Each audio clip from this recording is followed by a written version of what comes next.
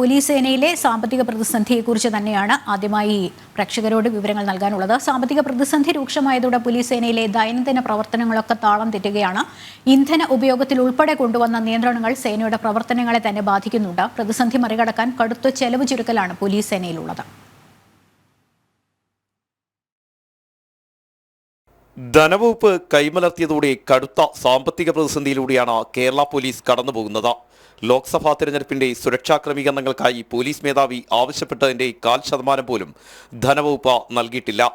തമിഴ്നാട്ടിൽ തെരഞ്ഞെടുപ്പ് ജോലിക്ക് പോയി ഡീസൽ നിറയ്ക്കാൻ പണമില്ലാതെ വഴിയിൽ കുടുങ്ങിയ ഗതികേടും ചരിത്രത്തിലാദ്യമായി പോലീസിലുണ്ടായി. ഇതിനിടെയാണ് തെരഞ്ഞെടുപ്പ് ജോലിക്കായി പോലീസ് വാടകയ്ക്കെടുത്ത വാഹനങ്ങളിൽ AC ഉപയോഗിക്കരുതെന്ന നിർദ്ദേശം ഉന്നത ഉദ്യോഗസ്ഥർ നൽകിയത്. തുടർന്ന് ഉദ്യോഗസ്ഥർ സ്വന്തം നിലയ്ക്ക് പണം നൽകിയ സംഭവം പോലീസ് ഗ്രൂപ്പുകളിൽ പ്രചരിക്കുകയാണ്.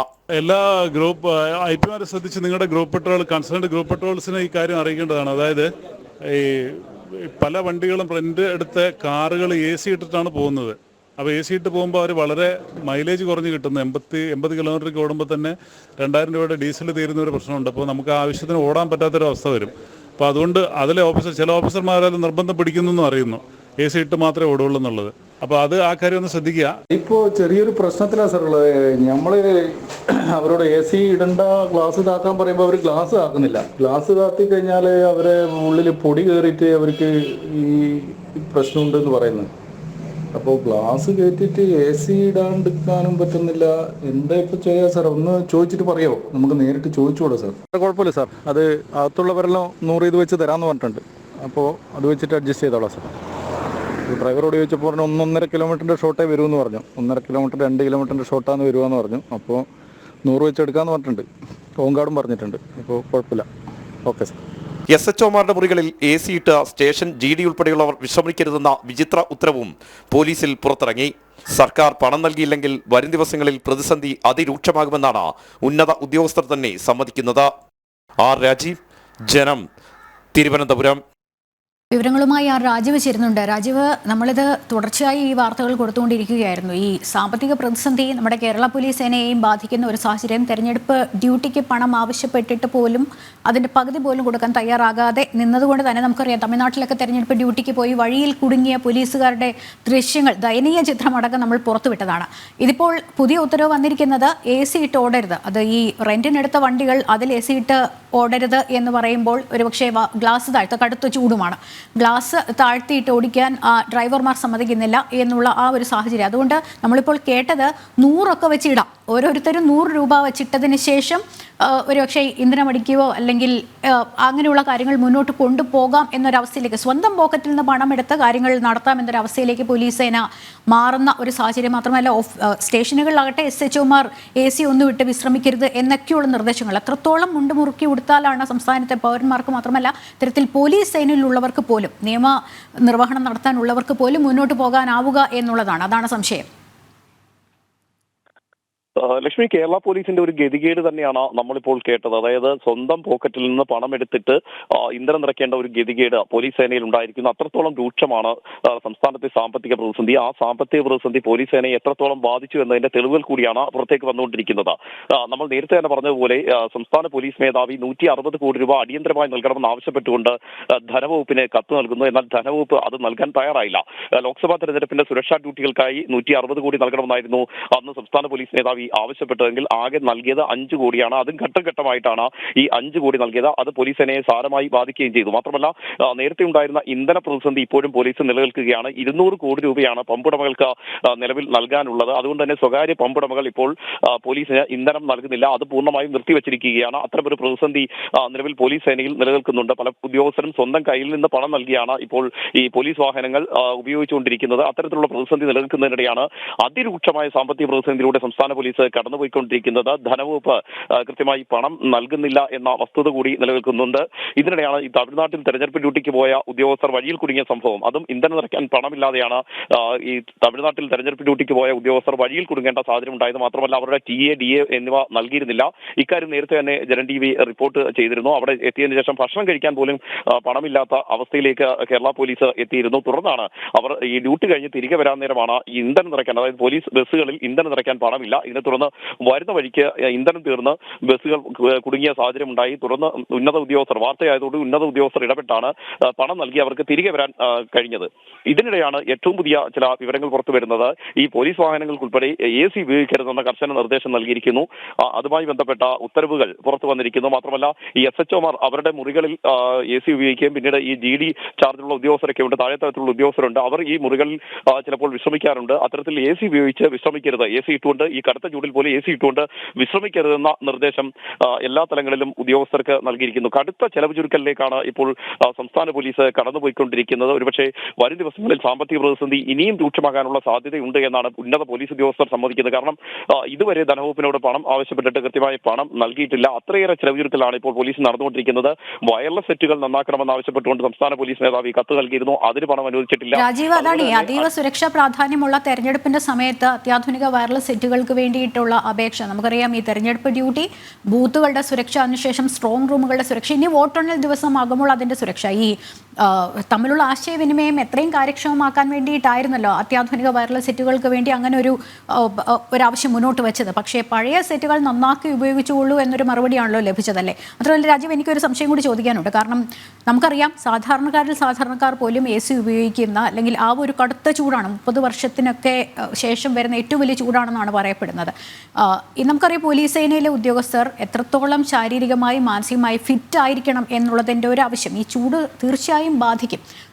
ഈ സ്റ്റേഷനുകളിൽ AC ഉപയോഗിക്കരുത്, മാത്രമല്ല ഓടുന്ന വണ്ടികളിൽ AC ഉപയോഗിക്കരുതെന്ന് പറയുമ്പോൾ അതിന് മറുപടി സന്ദേശത്തിൽ പറയുന്നുണ്ട്, സർ കുഴപ്പമില്ല, 1.5 കിലോമീറ്റർ 2 കിലോമീറ്റർ മാത്രമല്ലേ ഉള്ളൂ, ഓരോരുത്തരും 100 വെച്ചിടാം എന്ന് പറയുന്നുണ്ട്. അതൊരു ചെറിയ ദൂരമായതുകൊണ്ടാണ് ഒരുപക്ഷെ ഇവർക്ക് അങ്ങനെ ഒരു കോൺട്രിബ്യൂഷൻ അങ്ങോട്ട് ഇടാൻ സാധിക്കുന്നത് സ്വന്തം പോക്കറ്റിൽ നിന്ന്. പക്ഷേ കൂടുതൽ ദൂരങ്ങളിലേക്ക് പോകുമ്പോൾ ഒരുപക്ഷെ അങ്ങനെയും കേട്ടു ഇതര സംസ്ഥാനങ്ങളിലേക്കൊക്കെ അന്വേഷണത്തിന് പോകാൻ പോലും സാധിക്കാത്ത രീതിയിൽ ഈ സാമ്പത്തിക പ്രതിസന്ധി ഇവരെ ബാധിക്കുന്നുണ്ട് എന്നുള്ളത്.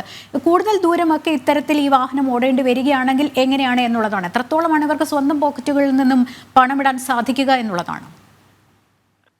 ലക്ഷ്മി, ഇതുമായി ബന്ധപ്പെട്ട് ചില പോലീസ് ഉദ്യോഗസ്ഥരുമായി സംസാരിച്ചപ്പോൾ അവർ പറഞ്ഞത്, ഇപ്പോൾ ഈ പോലീസ് സ്റ്റേഷനുകളിലെ വാഹനങ്ങളുടെ ഉപയോഗം സംബന്ധിച്ച് വരികയാണെങ്കിൽ ഈ പരാതി നൽകാൻ എത്തുന്നവർ ഇന്ധനം കൂടി നിറച്ചു നൽകേണ്ട ഗതികേടുണ്ട്. ഇത് ചില ഉദ്യോഗസ്ഥർ രഹസ്യമായി നമ്മളോട് സമ്മതിക്കുന്നതാണ്.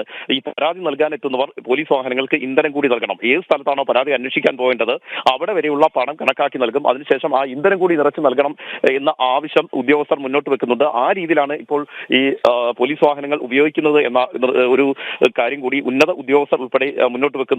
ഇത്തരത്തിലുള്ള ഒരു ഗതികേടിലൂടെയാണ് സംസ്ഥാനത്തെ പോലീസ് സേന കടന്നുപോയിക്കൊണ്ടിരിക്കുന്നത്. അതായത് സംസ്ഥാന സർക്കാർ പണം നൽകുന്നില്ല, ഇന്ധനം ഉപയോഗിക്കാൻ പണം നൽകുന്നില്ല, അല്ലെങ്കിൽ ഇന്ധനം നിറച്ചതിന്റെ പണം കുടിശ്ശിക നൽകുന്നില്ല. അതുകൊണ്ട് പമ്പ് ഉടമകൾ ഒരു കാരണവശാലും ഇനി പോലീസ് വാഹനങ്ങൾക്ക് ഇന്ധനം നൽകാനാകില്ല എന്ന് വ്യക്തമാക്കി കഴിഞ്ഞിരിക്കുന്നു. ഇത് സംസ്ഥാന പോലീസ് മേധാവിയെയും അതുപോലെ തന്നെ ചീഫ് സെക്രട്ടറിയെയും അറിയിച്ചിട്ടുണ്ട്. എന്നിട്ട് പോലും ധനവകുപ്പ് പോലീസിന് ആവശ്യമായ ഫണ്ട് അനുവദിക്കുന്നില്ല. മാത്രമല്ല, ഞാൻ നേരത്തെ സൂചിപ്പിച്ചതുപോലെ വയർലെസ് സെറ്റുകൾ വാങ്ങണമെന്ന് ആവശ്യപ്പെട്ടുകൊണ്ട് കത്ത് നൽകുന്നു. പക്ഷേ അത് നൽകുന്നില്ല.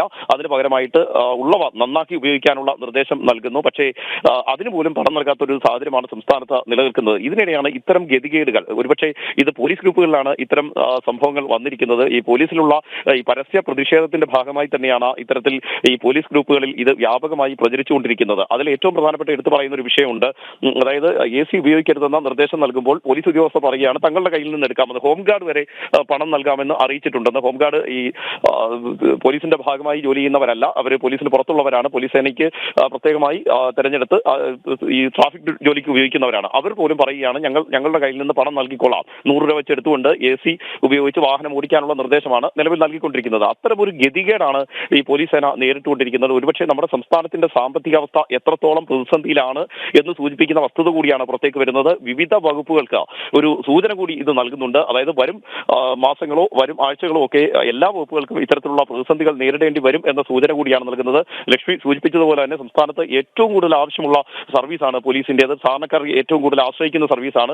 മാത്രമല്ല നമുക്ക് ഉൾപ്പെടെ സുരക്ഷ ഒരുക്കേണ്ട സർവീസാണ്. അതിന് പോലും പണം നൽകാതെ ധനവകുപ്പ് കൈമലർത്തുകയാണ്. അത്രത്തോളം രൂക്ഷമായ സാമ്പത്തിക പ്രതിസന്ധിയിലൂടെ സംസ്ഥാനം കടന്നുപോയിക്കൊണ്ടിരിക്കുന്നു. അതുകൊണ്ട് തന്നെയാണ് ഇപ്പോൾ പോലീസ് സേനയ്ക്ക് പണം അനുവദിക്കാതിരിക്കുന്നത് എന്നതാണ് നമുക്ക് മനസ്സിലാക്കാൻ കഴിയുന്നത്. ഏതായാലും വരും ദിവസങ്ങളിൽ എങ്ങനെ മുന്നോട്ട് പോകും എന്നുള്ള പ്രതിസന്ധി അതാണ്. കാരണം ഈ ശമ്പളവും പെൻഷനും ഒക്കെ മുടങ്ങുകയാണ്. ശമ്പളം പോലും മുടങ്ങുന്ന അവസ്ഥയിൽ ഇവർക്ക് കയ്യിൽ നിന്ന്, നേരത്തെ നമ്മൾക്ക് സംശയം വന്നതാണല്ലോ, കയ്യിൽ നിന്ന് എത്രത്തോളം പണമിടാൻ മനസ്സിലാക്കാൻ സാധിക്കും. എന്തായാലും തിരഞ്ഞെടുപ്പ് ഡ്യൂട്ടി എങ്ങനെയെങ്കിലും ഒക്കെ അല്ലേ, കാരണം VIP സുരക്ഷയിലൊന്നും ഒരു മാറ്റവും ഇല്ലായിരുന്നല്ലോ. കേന്ദ്രമന്ത്രി ഉൾപ്പെടെ സ്റ്റാർ ക്യാമ്പയിനർ വരുമ്പോൾ അവരുടെ സുരക്ഷയിൽ ഒരു മാറ്റവും വയ്ക്കാനാകില്ല എന്നുള്ളതാണ്. അത് എങ്ങനെയെങ്കിലും ഒക്കെ തട്ടുമുട്ടി മുന്നോട്ട് കൊണ്ടുപോയി. പക്ഷേ ഇനി അങ്ങോട്ട് എങ്ങനെയായിരിക്കും പോലീസ് വാഹനങ്ങൾ ഉൾപ്പെടെ ഓടുക എന്നുള്ളതാണ്.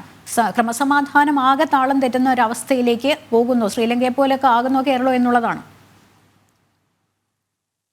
തീർച്ചയായും ലക്ഷ്മി, ഇപ്പോഴത്തെ അവസ്ഥ പരിശോധിക്കുകയാണെങ്കിൽ അങ്ങനെ തന്നെ നമുക്ക് കരുതേണ്ടി വരും. നമ്മൾ ശ്രീലങ്കയിലൊക്കെ എന്താണോ കണ്ടത് ആ ഒരു സാഹചര്യത്തിലൂടെ സംസ്ഥാന പോലീസ് കടന്നു പോകുന്നു. അതിന്റെ തെളിവുകളാണ് ഇങ്ങനെ ശബ്ദ സന്ദേശമായും ഉത്തരവുകളുമായും ഒക്കെ പുറത്തേക്ക് വരുന്നത്.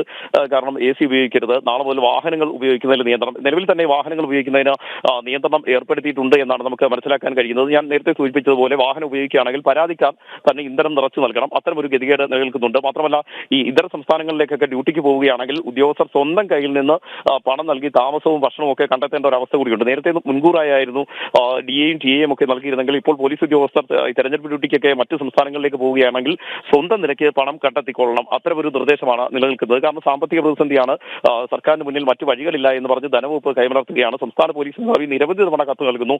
ഇക്കാര്യങ്ങളെല്ലാം ചൂണ്ടിക്കാണിച്ചുകൊണ്ടാണ് കത്ത് നൽകുന്നത്. പക്ഷേ ഒരു അനുഭാവപൂർവമായ സമീപനവും ധനവകുപ്പിന്റെ ഭാഗത്തുനിന്ന് ഉണ്ടാകുന്നില്ല. അതുകൊണ്ട് തന്നെ സ്വന്തം നിലയ്ക്ക് ഉദ്യോഗസ്ഥർ ഭക്ഷണത്തിനും അതുപോലെ തന്നെ താമസത്തിനും ഒക്കെ പണം കണ്ടെത്തേണ്ട ഒരു സാഹചര്യം നിലനിൽക്കുന്നുണ്ട്. ഇതിനൊപ്പമാണ് ഈ പോകുന്ന വാഹനങ്ങൾ ഇന്ധനമില്ലാതെ വഴിയിൽ കുടുങ്ങേണ്ട ഗതികേട് കൂടി വരുന്നത്.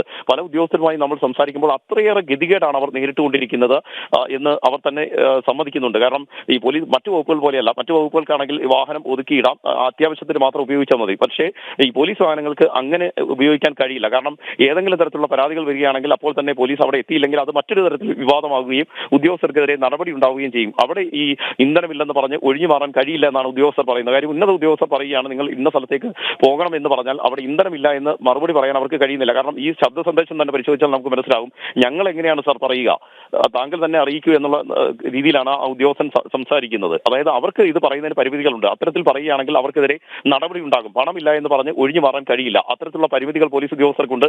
നമ്മൾ നേരത്തെ തന്നെ പല രീതിയിലും ചർച്ച ചെയ്തതുപോലെ പോലീസിലെ സ്വയം വിരമിക്കൽ വർദ്ധിക്കുന്നു. ഒരുപക്ഷെ സംസ്ഥാനത്ത് ഏറ്റവും കൂടുതൽ സ്വയം വിരമിക്കൽ നടക്കുന്ന വകുപ്പ് കൂടിയായി പോലീസ് മാറുകയാണ്. അതിന്റെ കണക്കുകൾ തന്നെ പുറത്തുവിട്ടിരുന്നു.